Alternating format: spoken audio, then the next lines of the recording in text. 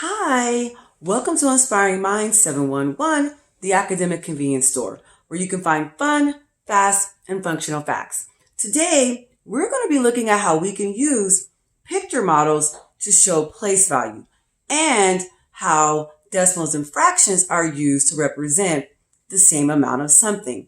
Because remember, a fraction and decimal are basically two different ways to show a portion or a piece of something. So today, that's basically the big takeaway, is that we're able to connect how fractions and decimals are related, and we use picture models to show it. And let's also remember that the place value system is a base 10 number system. So it's only likely that we would use, when using visual models, that we would use items or pictures that are units of 10 or groups of units of 10 to represent those values. So, I just love the power of 10 because it makes our universe of never-ending numbers, it brings it down to something so simple. I mean, we have 10 fingers, we have 10 toes. You might go buy a pack of 10 pencils or a pack of 10 pack of gum. And so it's not surprising that the inventors of the place value system would determine that 10 would be the magic number.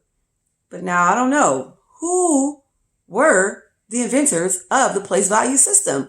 Was it the Mayans, the Babylonians, the Hindus? I'm not sure. But hey, we could save that for another day, another lesson. You could research and do a whole research paper on the history of place value. Ooh, I know you can't wait. So let's take a moment right now where we take a closer look at a picture chart that shows the how we can use base 10 blocks as a way to show the value of any number pattern that of 10. So a number based on a pattern of 10. I'm sorry. So let's take a real close look here at this chart. And as you can see in the first column, you have a small one singular cube. It might be hard to see on the picture, but these orange magnets here, squares, are basically the one cube. Okay, and if we took 10 of those cubes and stacked them up, we would have 10. And we call that 10 a long. Okay, if you took 10 of these longs and lined them up, you would have 100 units of these individual cubes. And we call that the 100 unit flats. If you took 10 of these 100 unit flats and stacked 10 of them all behind each other, you would end up with what's called the 1000 unit cube, or a large cube. Okay, and so if you can see the example here, that would be like a visual, if it was a physical model or a block, that would represent your 1000 cube.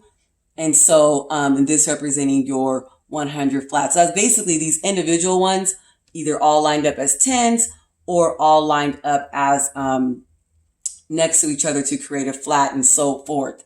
So let's take a look here. If you look at each column and row, remember that I would only be able to line up 9 of these individual cubes, because once I go beyond 9, I now have 10. I will have to roll that over to my next column to create my block 10, a unit block of 10, or we also call it a long. The same thing here, where we would stack up 10 of these long flats right next to each other to create our 100 flat. Now, how would that look as a decimal and a fraction? Well, let's say, for example, I were to take one of these and cover it up. That's like 1 out of 10, or 1/10, or 0.1. So we have some examples here to show that.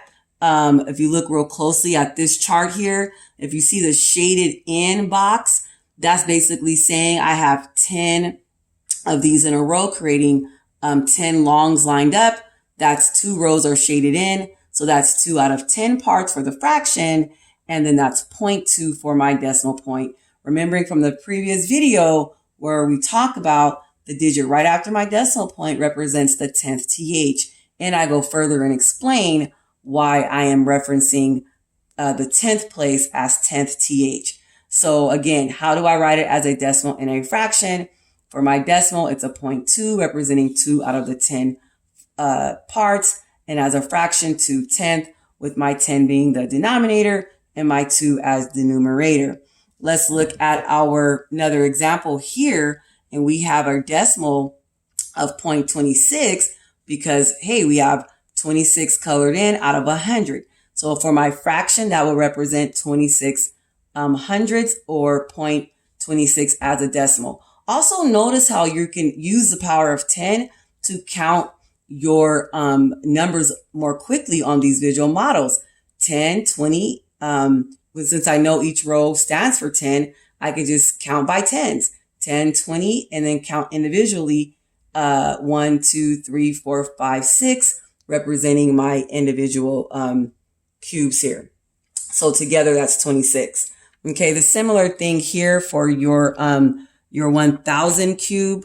You've only got 4 shaded in.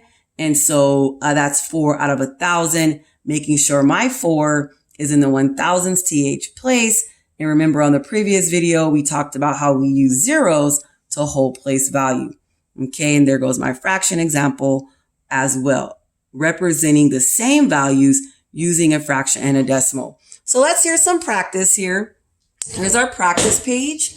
And so you can see how, again, you can determine by looking at your visual model how much you're dealing with and how you can represent that as a decimal and as a fraction. So just take a moment and look at those examples. Okay. And again, we're holding place value for this thousands, for the thousands unit cube. This is 22 out of 1,000. So I have to represent my fraction here, 22 out of 1,000. How would I write it as a decimal? 0.022, again, using my 0 to whole place value to ensure that 2 is in the 100th TH place. Okay, so I want to invite you to practice some more, and I want to invite you to my Google Classroom community where you can continue to practice these concepts, more worksheets available that you can utilize on your own time. There will be more also videos, the same videos you see here. You can also see on the Google Classroom community. Go ahead and put your email down in the comment section, and I'll be glad to have you as part of the Google Classroom community. And once again, thank you for stopping by the Inspiring Minds Academic Convenience Store, where you can find fun, fast, and functional facts.